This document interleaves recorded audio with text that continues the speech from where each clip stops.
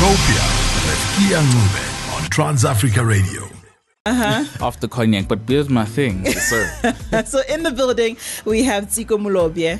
So I was actually named by my grandmother, and I didn't like my name for, I think, probably 13 years because I didn't know what it meant. I think it was only when we were at a family gathering, then I asked, actually, Entlek, what does Tsikwe really mean? And she's like, actually, it means a mixture of different herbs that heal different sicknesses, basically. So, So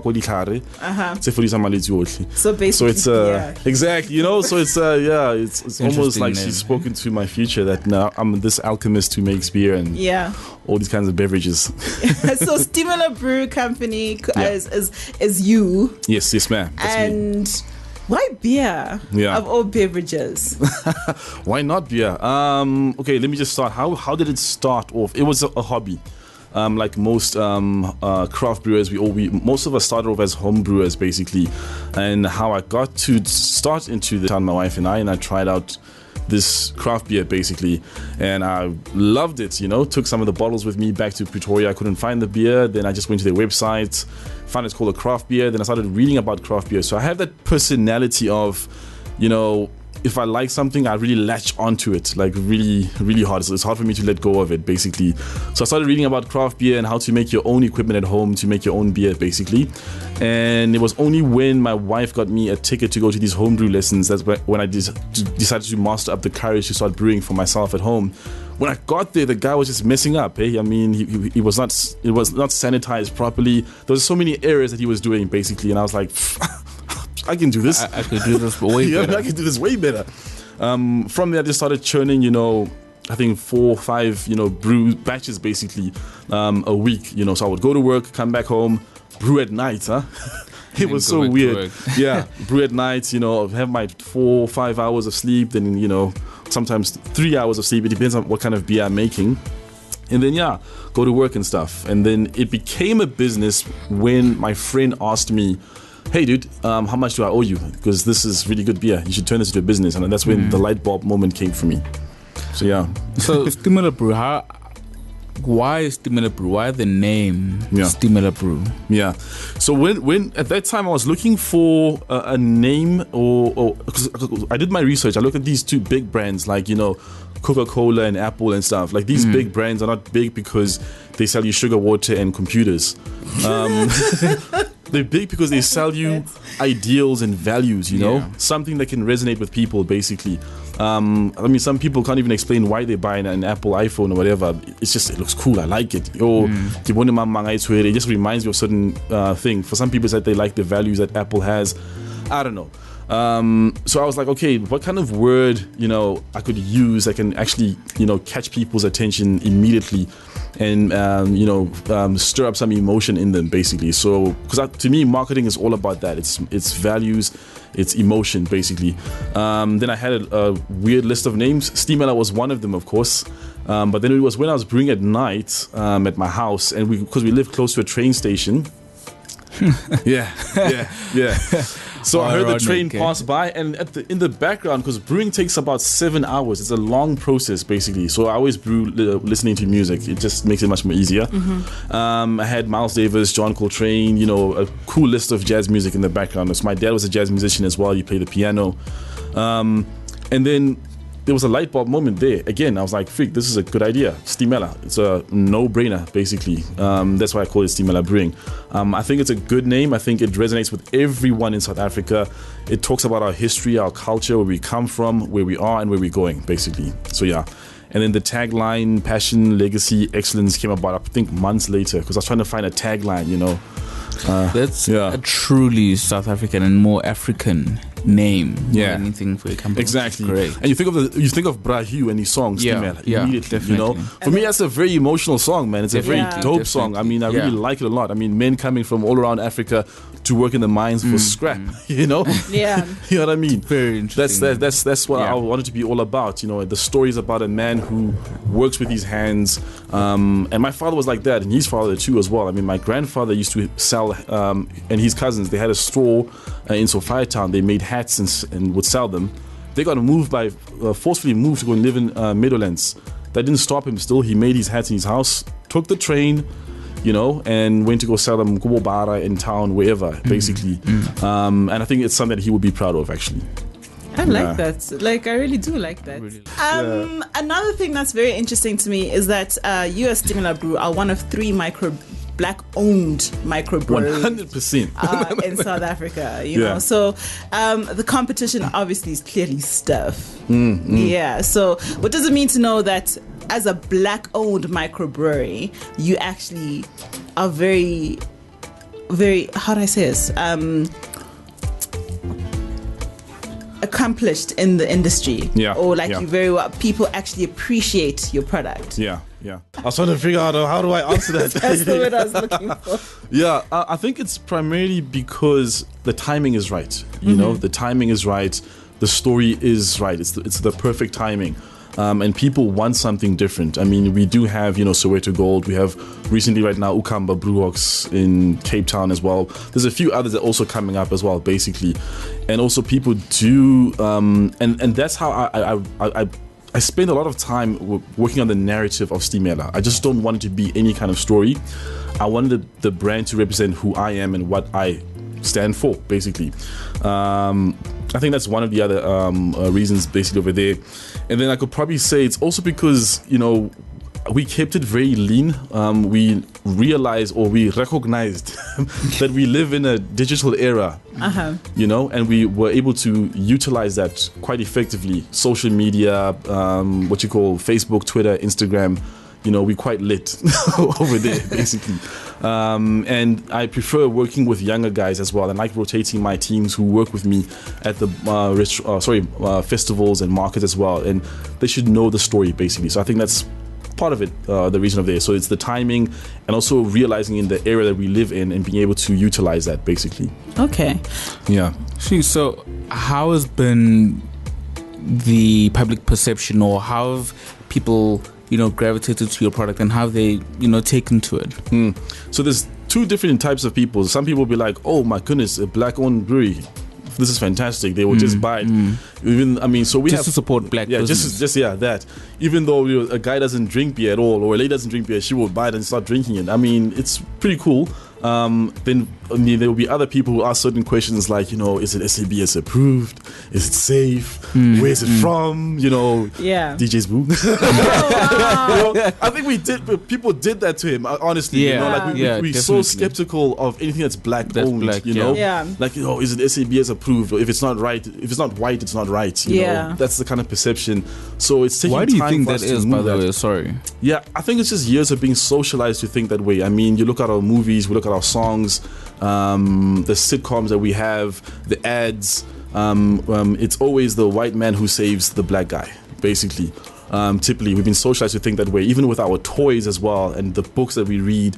It's only right now, I think recently, the generation is becoming a bit more woke, and we want to create our own stuff, you know? Not because we like anti-white, no, we just want to be pro-black. That's it, you know? And that's what I want my brand to stand for, you know, basically. So, yeah.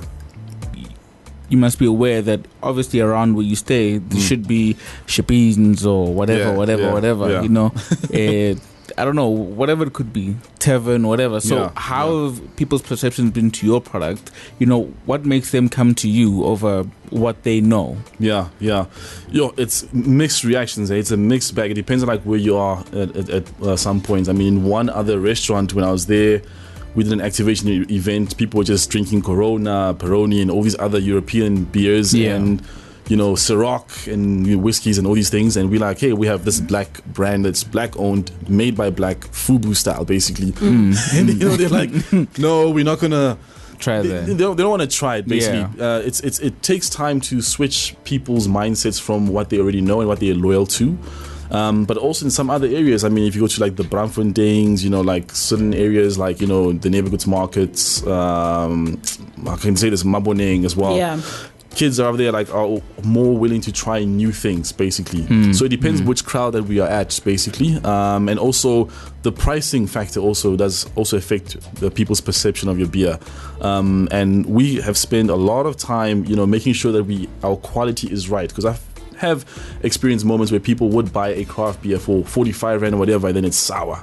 You know, it's not a good perception, and also it also hurts the industry in general. And we want to make sure that our story is right. So is the liquid that we, you know, provide the people with as well, and the quality is good. What it actually takes, you know, your process, just give us a little snippet, because obviously you can't. Yeah. Oh, we can sit here for 7 hours, eh? You can't tell us as to how you go through the beer making process. Yes. 100%. His name is Tsikwe Molobye. He's in the building right now at Foodie Corner. We're talking beer, but most importantly, Stimela Brew beer. 100. We have Sierra Leone and Ghana on this one. Silverstone featuring Frank T. Blue Kiss. It's called Remedy. And before that, we travel to the land of Nigeria, Burna Boy with Rock Your Body on transafricaradio.net. This Foodie Corner on a Foodie Friday on Utopia. So it's a whole lot of things today. Yep. And today we are talking beer with Tsikwe, the man who's behind Stimela Brew. And, you know, we're talking off here about brewing and what it takes to make like a good beer. Yeah. So let's start off. What do you start off with? Like, what is the main? Without giving away your secret ingredient. Yeah. Brewing is very much like baking. So I can give you the ingredients of what I use in what beer, but it's the method of like how you make the cake. You know, that really counts. The ingredients do count as well, but also the method or the sequence of how you add your ingredients also counts as well, basically. So with beer, obviously it's barley, hops, yeast, and water. 80% of beer is water, basically. So hey, you know, that's why some runners, after they run, they like to have some beer. But the process, I remember before we went to the music break, you did say I should just explain a little bit of the process, basically. Yeah, just a little bit. Yeah, a little bit, without it turning too much into a science class. I don't mind the science class, but you know. Yeah. So obviously there's a few basic steps. There's mashing.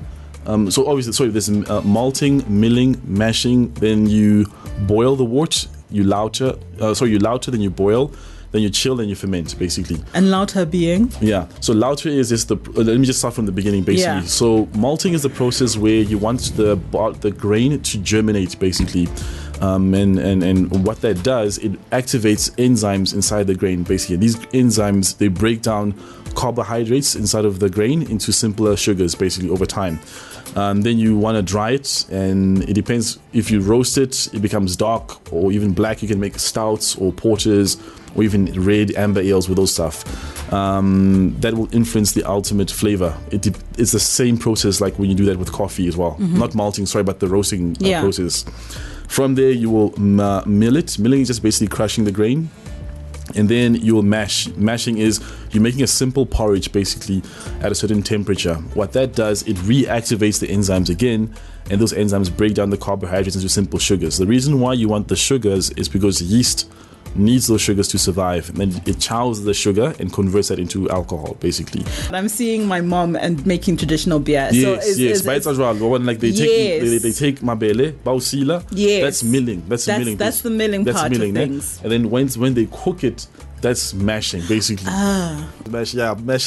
I'm potato honestly, mash. I was thinking potato mash in my head, just doing this. Exactly. I went to this a trip with a friend of mine. Out to Limpopo. I forgot where it was. Oh my goodness, why am I forgetting the name of the spot? But basically, we went to go visit his grandmother, and also Bobo in the area and stuff. They taught, because I was interested in learning how to make, Murula wine. Some people call it Murula beer. Tototo or Spayon. That's basically moonshine, Yeah. African moonshine. Woo! It is quite dangerous, but the way she makes it is proper. It's very safe the way she makes it. It's very safe. Well, not his grandmother, the other lady that, because it's quite illegal. So I'm actually in the process trying to help her. I'm actually in the process trying to help her to make it legal. So she can, and make it into a proper legitimate business and stuff. I think that would be great, though, in terms awesome, of right? like if we have our own traditional things on the market, so that we can start buying other things. Like I would personally buy. Yeah. Okay. Besides, I have my mother. I would buy umkombo if my mom wasn't around. Exactly.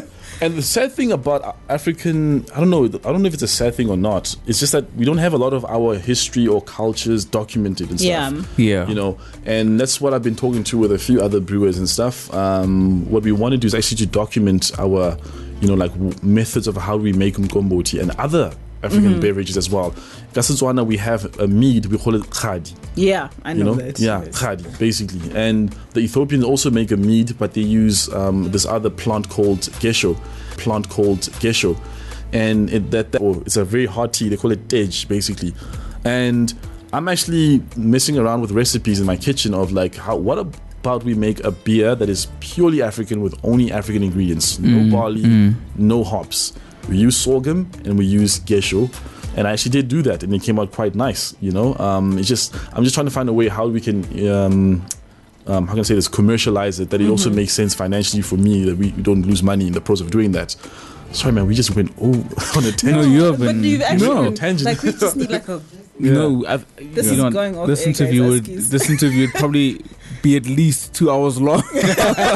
Process of what you're telling him, what you're telling us right now. It's very interesting. Yeah. And I think when people hear the process, they actually appreciate something. It's a labor of love. Yeah. It's purely that.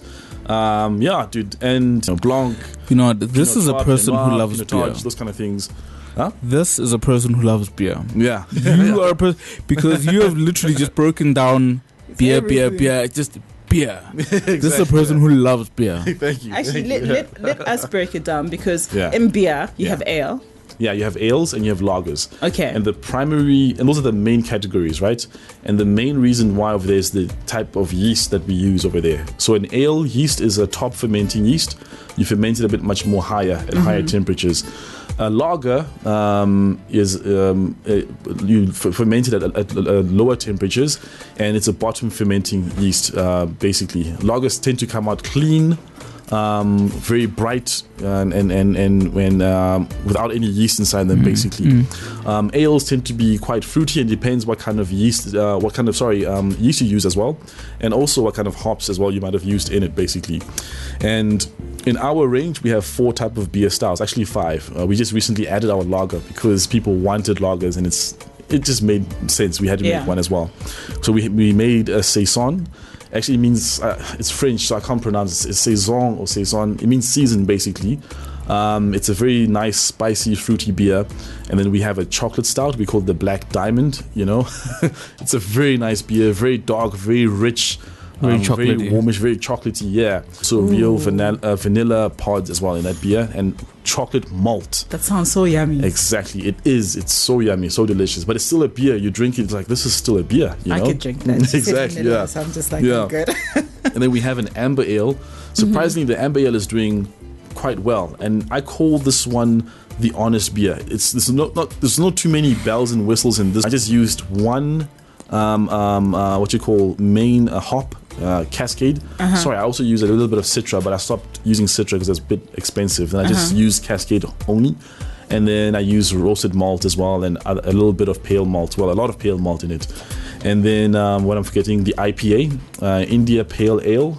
The reason why they call it an IPA, the history is that when Europeans would travel from Europe to go to India, obviously they go through the spice route, and that's probably 4-5 months. By the time Babafika go India, the beer is bad. So they decided, okay, we want to preserve the beer. Let's increase the alcohol content. Yeah, let's increase the alcohol content, and also throw more hops into it, basically. So, and the byproduct of adding more hops is that it becomes more bitter. Jeez. It becomes a bit more, it becomes a bit more aromatic and a bit more flavorful as well. It's a very intense beer. It's not a beer for the light-hearted people, but people love hops, man. Love that beer. And I'm an IPA guy. I love my IPAs. Of yours, guys. Yeah. I think you mentioned something else. Yeah. I think you mentioned that you were putting in a berry range. Yes, yeah. As well. Yeah. So before you go there, what's the process of then adding flavor to your beer? Is it just, what do they call those things? Those food colorings, not food coloring. Yeah. So the thing with craft beer, the 3 main things: small, traditional, and independent. Traditional in the sense that you want to keep the beer pure and the brewing process pure, you know. We have fruit lambics as well. So a fruit lambic, if I can give you one, I should have brought a range of beers. I'm really sorry. A fruit lambic is quite sweet. It's ngari cider, you know, and it also is quite soury as well. And with these type of beers, what you do, you just make a normal beer, and then you also throw in real fruit as well in the mashing process, basically. And also what other people also do, they in the boiling process as well, they also throw in fruits, and also in the fermentation process as well, basically. Now that way it's not flavored because it's part of the brewing. Yeah. Flavoring is when, like the big commercial guys do, they will take an extract or like say for instance vanilla essence, and we all know it's processed, it's not real vanilla. They just throw it in the finished product of the beer. That's when it's flavored. Yeah, that's when it's flavored. When it's not flavored, when you say it's an actual fruit beer, it's actually fruit fermented with the malts as well and the hops, basically. That's when we call it a fruit beer. Yeah. So we are actually making a berry ale, and that's primarily targeting women for that one. Yeah. What kind of berries? We are using strawberry, cherry, and raspberry. That's a nice combination. Yeah, those are the ones that we're messing around with. Wow. Yeah. Wow. Now we are ready. The main reason why it's taking time is sourcing the right, type of strawberry from which region, just and go to the Limpopo. right, and the right raspberries and the type of cherries that we want, because there's different kinds of cherries, there's different kinds of, Traveling to Malawi on this one, Hazel Mack featuring J Rocks on her hit single called Tingo on Trans Africa Radio. And before that, we travel to the world with country of Ghana, rather. Pato Ranking being featured by Baker. It's called Now Wash. We have Tsikwe Molobye in the building. We're talking all things beer because he is the man behind Stimula Brew. And, we just got a little bit about the products that you have. Yes. With everything, there's a cost to everything. What's the first piece of advice financially that you give to me? Don't start. Get out. It's very hard. No, I'm playing. I will be honest. It's very hard. It's a very hard industry. I mean, and it's from two aspects as well. You also need to define what kind of a brand are you going to be. How are you going to be? What kind of player are you going to be in today's market as well? And especially, when people do go to these craft beer bars or restaurants or, bottle stores, I mean, there's now a wide range of beers over there. And you need to ask yourself that question, like, why would people buy your beer? Those kind of things. That's a very important part over there. But just to break down the cost structure, basically, it will depend what kind of system you want to use. The basic entry-level one, which I was still having my eyes on, will cost you about 4.5 million. And that is without a good sterile filtration system, without a good automated bottling line.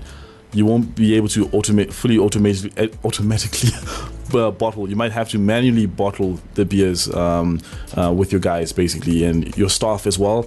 How many people are you going to have? Who's going to be in the brew house? And you have to train the people to be able to brew the way you would prefer them to. Who's going to be packaging? Who's going to be cleaning? Who's going to be on cellars? And then who's going to be on driving and delivery and stuff? And then from there, it's your management side of things, your admin, your recording your invoices, chasing invoices as well. Because sometimes customers do not pay you, and they sit down and they make money off your credit. Yeah. They do that. They have done that to me. Jeez. Wow. So what you're basically saying, it's expensive. It is expensive, yes. It's a very capital intensive type of business, and it does also affect your cash flow as well.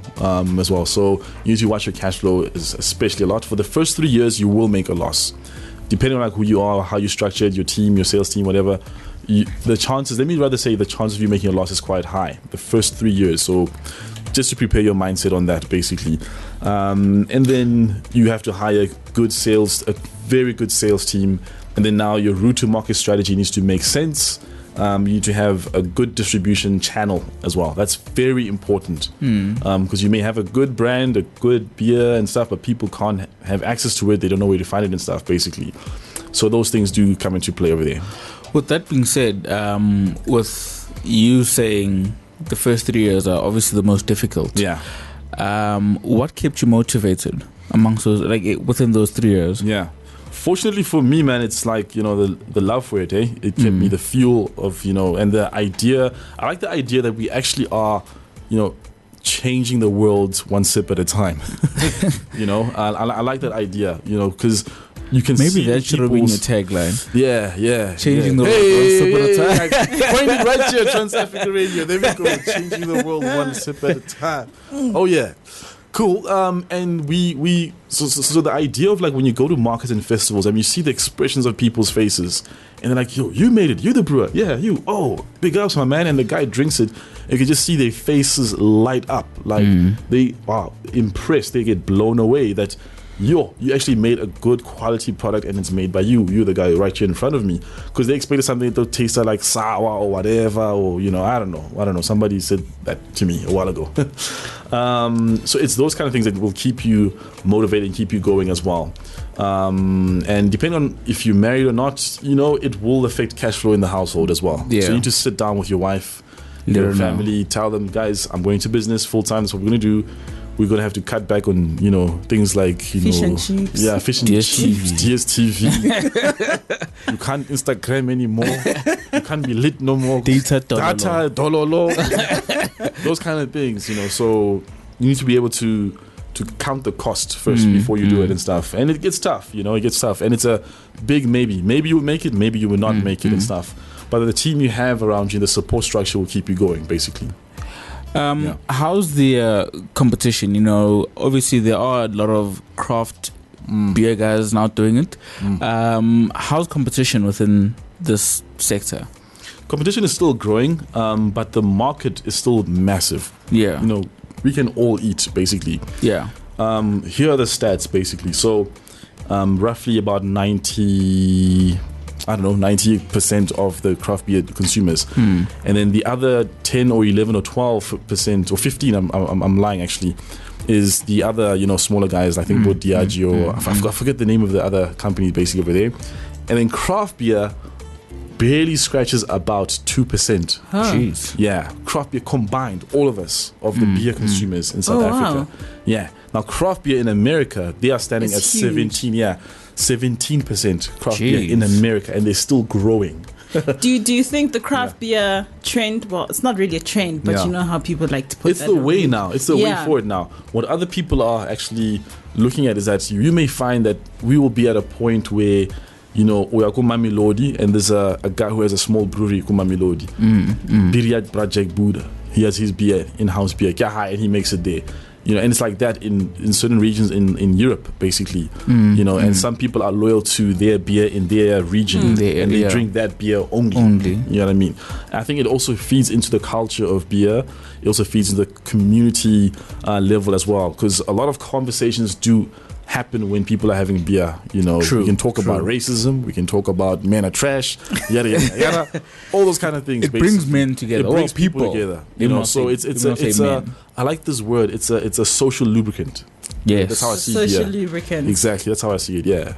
I'm talking about being a social lubricant. Have you had anyone else's beer that you've enjoyed more than yours, like lately?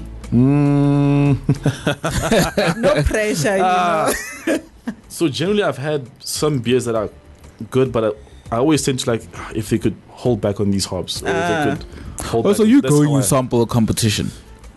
Not necessarily. Like I'll be out with guys and stuff, we're chilling, and then obviously, they don't have steamer here. I don't know why. Okay, good. Let's see what you have. Then I'll have that beer, and then obviously immediately I can pick up flaws and here and there, basically.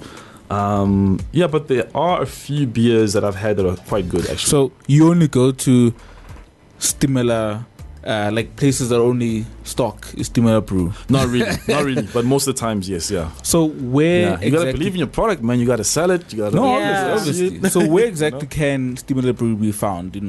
Well, right now in Joburg, you can find it at Shaker's Bar in Maboneng.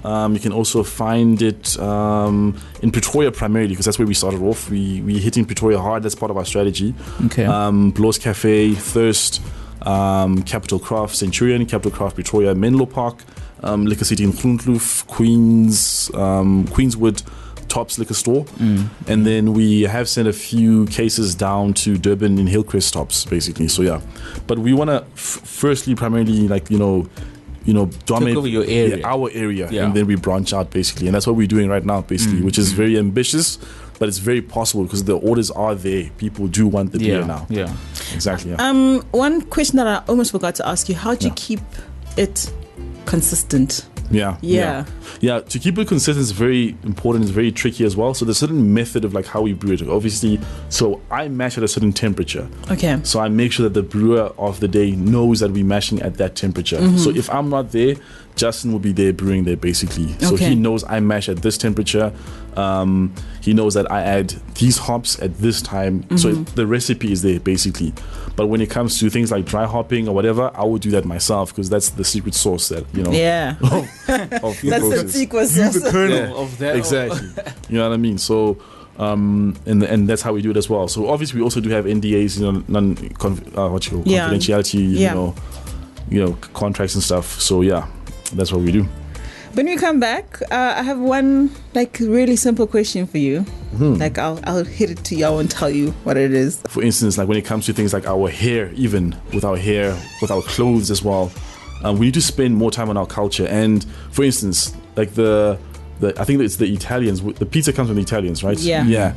Right now, the pizza basically was just a flat dough and just pizzas, just what's called cheeses and little bits of ham. Yeah. Right now, you can have it with freaking avocados and snails on it as well. Yeah. Chicken mayo. We need to really sit down and look at our own African history and and the way we used to make beer, and how can we develop that basically and make it modern to the 21st century black, man or woman basically. That's what I think. Yeah.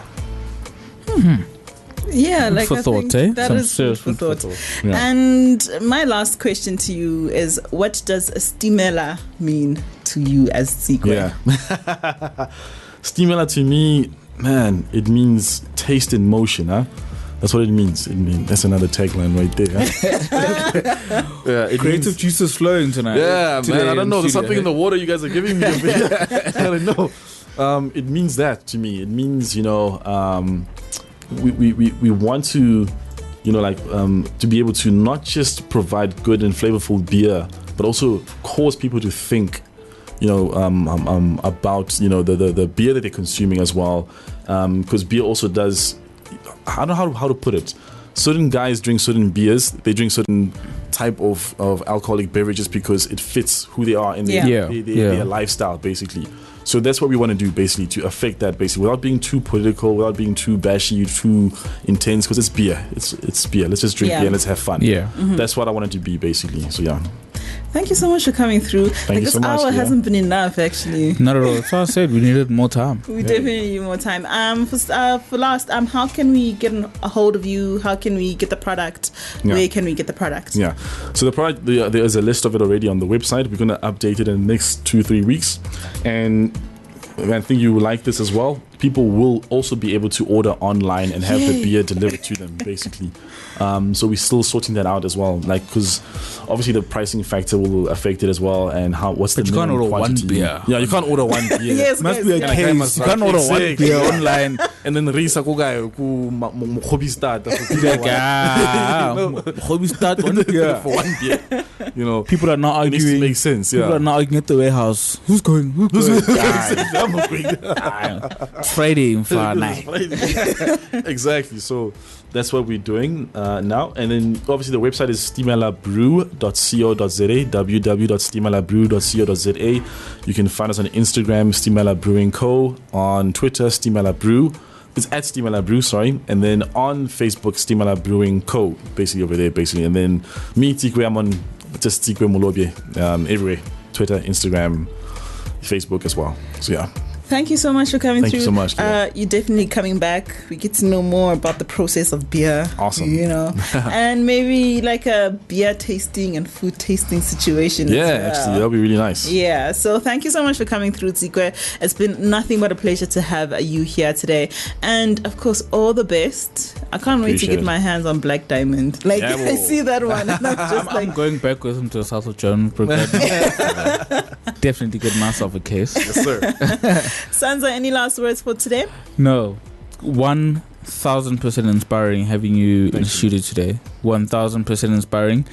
I loved everything that you had to say. Thank you. And your Africanism, so to speak. Yes, sir. Beautiful. Yeah. Beautiful. Super woke. Stay woke. Stay woke. Stay and woke. I think, this song, because, Stimela, it makes sense to have this one play out with you today. So Thank you very enjoy much. and all the best for the future, yeah? Thank you so much. Yeah. This is Trans Africa Radio.